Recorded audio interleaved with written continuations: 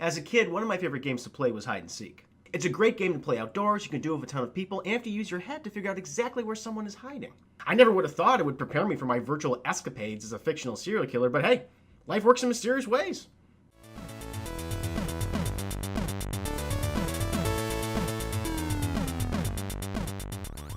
An asymmetrical multiplayer title developed by Gun Media, Friday the 13th, the game is based on the horror slasher franchise of the same name. Funded through Kickstarter and BackerKit, the game pits up to 7 player-controlled camp counselors and 1 player controlling Jason Voorhees. Those playing as counselors are tasked to try to escape the map while the person controlling Jason is sent to hunt them down.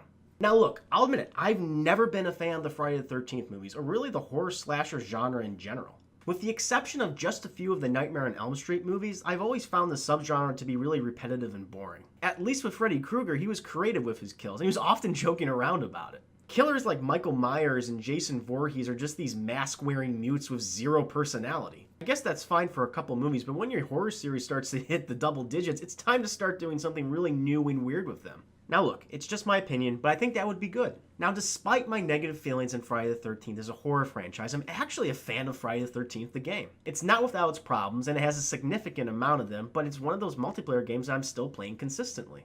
Playing as the counselors, I like that you have to fulfill specific objectives across the map in order to escape. These objectives can range from repairing vehicles, like cars or boats, calling the police in order to create escape points on the map so players can travel to them, or just hunkering down and waiting until the match time runs out. I may have done that one a few times. Now, doing all these things will eventually attract the player controlling Jason, so it's necessary for you to defend yourself with tools and weapons. Now, none of these weapons will kill Jason. They will halt his advances for a little while, but as the match progresses, Jason's going to get stronger and the effectiveness of these weapons will decrease. Now, you can strike it out on your own to try to survive, but I always found the best strategy is to team up with other players. Having a few people distract Jason with flare guns and melee weapons while the rest repair a vehicle is often the strategy that I found works best. There are about a dozen counselors to choose from, and you can customize them with clothes, and you can also unlock perks for them via an RNG mechanic. I've always stuck with counselors with a high perk repair skill. It's pretty essential when trying to fix equipment spread across the map, and also when it comes to fixing vehicles. Now, while it's pretty tense to play as a counselor, playing as Jason is a whole other experience altogether. A gory murder wonderland, as I like to call it. As Jason, you unlock several different abilities during a match. Some of these abilities include sensing nearby counselors, teleporting across the map. You can even use an Evil Dead-esque phase shifting ability that makes you go really fast. Like with the counselors, you can also unlock different Jason costumes, and these come with both their advantages and disadvantages. Some swim faster, some murder faster, some menacingly stroll faster. You get the idea.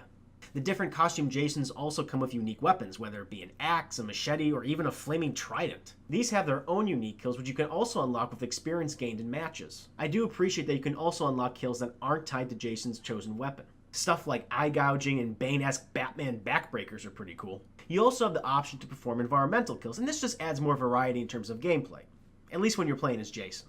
I think that's one of the biggest problems that the game has, though. You're really only playing one multiplayer mode, and though you can play as either a counselor or Jason, which you can't even choose since the game randomly places you in either role, that's really all you're doing. This is on top of all the bugs in the game, and they can get really annoying. I've been dropped from matches, had the game crash on me, suffered from rubber banding, and the frame rate is a constant issue. I understand this is an independent project and that Gun Media doesn't have the time and resources like other developers, and they have been addressing these problems in updates. But it can still be a really frustrating experience, especially when I'm doing really well in a match. At the same time, it's one of the few multiplayer games that I'm still playing. The hide and seek aspect just really appeals to me, and it's a great game to play with a group of friends. When it works. Plus, for Friday the 13th fans, I'm sure they have an even bigger appreciation for it, especially with all the Easter eggs spread across the game. I do get the sense that this game is a love letter to people who love those movies, and I can admire it for that. For me, even with the problems that it has, Friday the 13th is the very definition of a bargain bin. Y'all know me, know how I earn a living. But what about you? What did you think of Friday the 13th, the game? Just leave a comment below and let me know. If you like these reviews, Let's Plays, and other videos, be sure to like and subscribe to keep up with all the latest content. And remember, keep it classy.